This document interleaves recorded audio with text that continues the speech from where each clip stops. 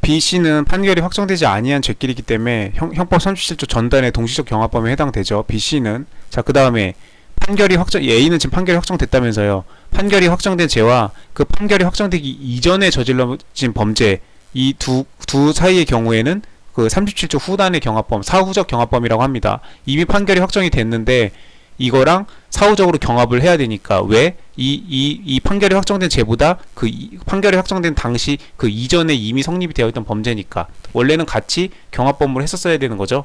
그렇기 때문에 이걸 사후적으로 경합범으로 보겠다. 그래서 이렇게 되는 경우는 사후적 경합범, 그 다음에 판결이 확정되지 않은 것끼리는 동시적 경합범, 이렇게 해서 형법 37조 경합범에 그 전단 후단의 두 개의 경합범의 규정을 적용하고 있죠. 자, 그럼 이런 경우에 A, B, C끼리는 그럼 이거는 경합범이 성립하는 게 아니죠. 그러니까 이 B, C와 A가 경합범이 성립하는 건 아닙니다. 네.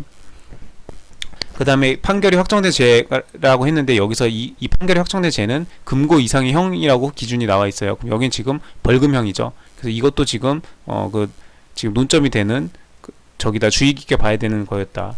자, 그렇게 해서 A, B, C가 죄를 순차적으로 범했다. 그러니까 이를테면은 A, B, C를 순차적으로 죄를 범했는데 B가 여기서 지금 A의 죄에 대해서 벌금형이 판결이 확정됐다고 했는데 B에 대해서 금고 이상의 판결이 확정이 되면, 자, 그러면 판결이 확정된 B와 판결이 확정되기 전에 이루어진, 이게 지금 순차적으로 범해졌다는 거니까 A가 B보다 먼저 이루어진 범죄잖아요.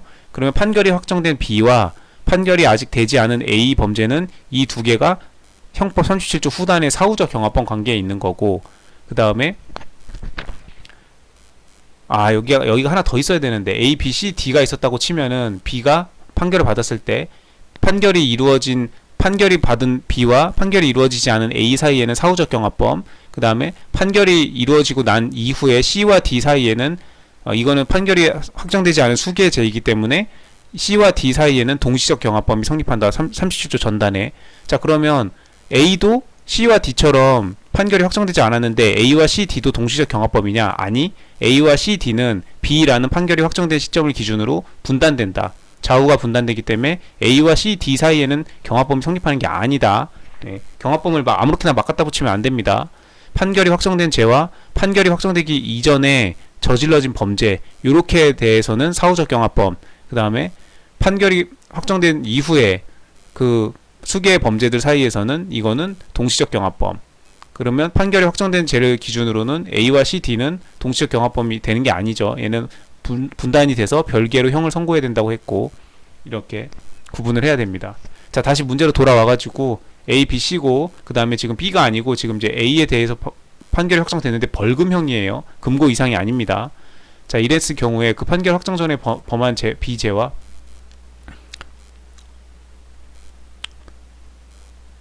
이게 무슨 말이죠? A, B, C의 죄를 순차적으로 범했는데 A 죄에 대하여 벌금형에 대한 판결이 확정된 후 판결 확정 전에 범한 B죄와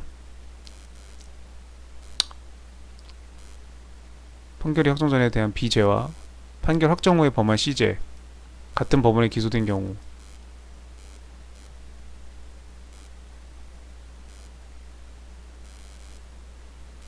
B와 C는 동시적 경합범으로 처벌해야죠. 예, 판결이 확정되지 않은 수개의 죄니까 형법 30조 전단의 사항이죠. 그렇기 때문에 B죄와 C죄는 경합범으로 처벌된다. A죄. 이게 지금 판결 확정 전에 범한 B죄와 판결 확정 후에 범한 C죄는 이거는 판결을 기준으로 분단이 되기 때문에 같이 동시적 경합범으로 처벌할 수 없는 게 맞아요. 맞는데 근데 지금 그거는 판결 확정된 그 죄가 금고 이상의 37조로 보면 금고 이상의 형에 처한 판결이 확정된 죄라고 돼 있죠. 금고 이상의 했을 때 이렇게 분단이 돼가지고 동시적 경합범을 처벌할 수 없는 거고, 지금 여기는 벌금형이라고 아까 했잖아요. 벌금형이기 때문에 이때는 37조 후단이 적용되는 경우가 아니죠. 그래서 동시적 경합범으로 처벌하는 게 맞습니다. 네, 그래서 요게 포인트였다. 요게 논점. 그래서 1번은 틀린 겁니다. 원래는 경합범을 처벌할 수 없는 게 맞는데 판결 확정된 전과 확정된 후는 분단이 되기 때문에 동시적 경합범으로 동시적으로 경합이 안 된다. 처벌할 수 없는 게 맞는데 그거는 금고 이상형으로 판결이 확정되었을 때고, 이건 벌금형이라서 이건 틀린 거. 네, 경합범은 조금 이거 되게 좀 형사소송법에서 수험생들이 어려워하는 파트 중에 하나죠. 네. 처음에는 이 당최 무슨 말인지 막 어려워하는 수험생들이 많을 거예요, 이거. 네. 확실히 잡아두는 게 좋습니다. 객관식은 한 문제 정도는 나오고 2차에서도 나올 수 있어요. 네. 2차에서 나오면은 이거 이해를 못하고 있으면은 진짜 아예 못 적던지 아니면 완전 뻘소리 적던지 막 그렇게 완전 안드로메다로 갈 수밖에 없기 때문에 확실하게 이해를 해두고 있어야 됩니다. 왜 그런지까지. 법원은 그래서 기판력이라고도 연결해가지고 나오죠. 네.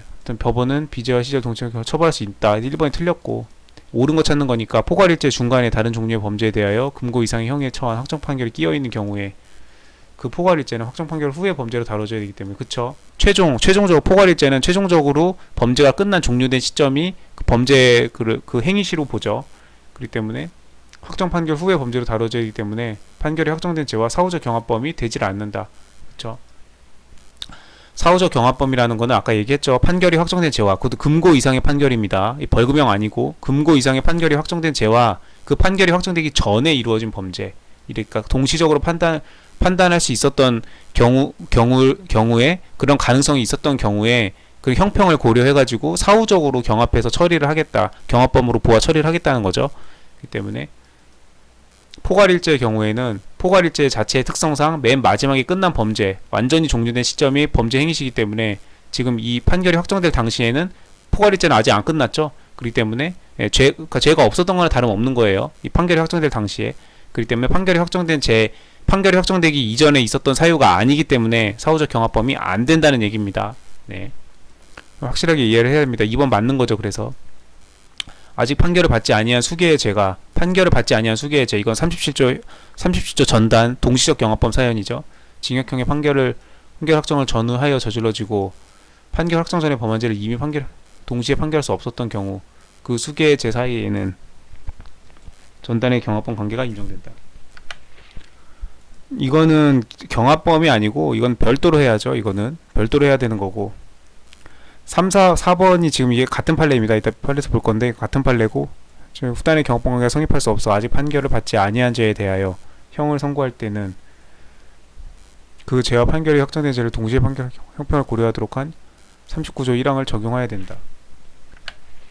이것도 39조 1항을 적용하는 사안이 아니죠. 그래서 3번, 4번은 다 틀렸고 경합범은 좀 어렵습니다. 이거 다 이게 2차에서도 1차 객관식으로도 이게 문제가 어렵고 경합범 자체가 좀 이해를 요구하는 처음에 형사소송법 처음에 공부할 때 좀 막히는 파트 중에 하나죠. 증거법, 그 다음에 상소했을 때 그 2심과 심판의 범위, 그 다음에 증거법, 그 전문 증거, 그 다음에 경합범 이런 거 가장 어려운 저기죠. 네. 1번부터 좀 판례를 볼게요. 2차생들도 좀 어려워하는 판례입니다. 이거는 그 파트입니다. 형법 30조 후단에서 금고 이상의 형에 처한 판결의 죄와 그 판결 확정 전에 범한 죄, 그건 동시에 판결할 수 있었던 가능성이 있었기 때문에 사후적 경합범으로 본다는 겁니다. 다만 벌금형을 선고한 판결, 여기서 벌금형이라고 그랬죠. 요게 중요한 키포인트였어요. 이런 죄는 후단의 경합범이 될 수 없다. 그렇기 때문에 그냥 동시적 경합범으로 처벌하면 됩니다. 네. 원래는 동시적 경합범으로 처벌할 수가 없는데 후단의 경합범으로 가야 되는 건데 벌금형이기 때문에 후단의 경합범이 안 되는 경우,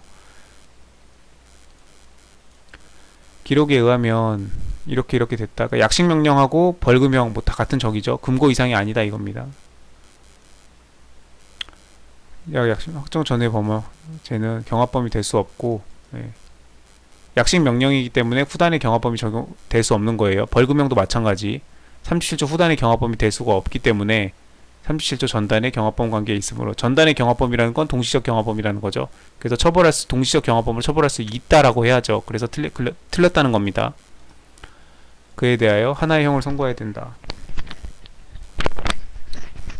판사들도 헷갈리죠. 이렇게 법리를 오해해가지고 판결에 영향을 미치는 영향이 있다. 그 다음에 2번, 이건 2023년도 뭐 최신 판례인가봐요. 포괄일제 중간에 별종의 범죄에 대한 확정판이 끼어있는 경우 포괄적 범죄가 둘로 나누어지냐? 아니 그렇지 않죠. 네. 포괄죄는 말 그대로 포괄일제죠. 그 행위 다 끝나고 나면 최종적으로 확정 판결 후의 범죄로 본다. 사기죄에서 이렇게 수혜해서 이렇게 하면 이거 포괄일제죠. 네. 성립하고 포괄일제는 끼어 있어도 둘로 나뉘는 것이 아니고 확정 판결 후의 범죄로 다뤄야 된다.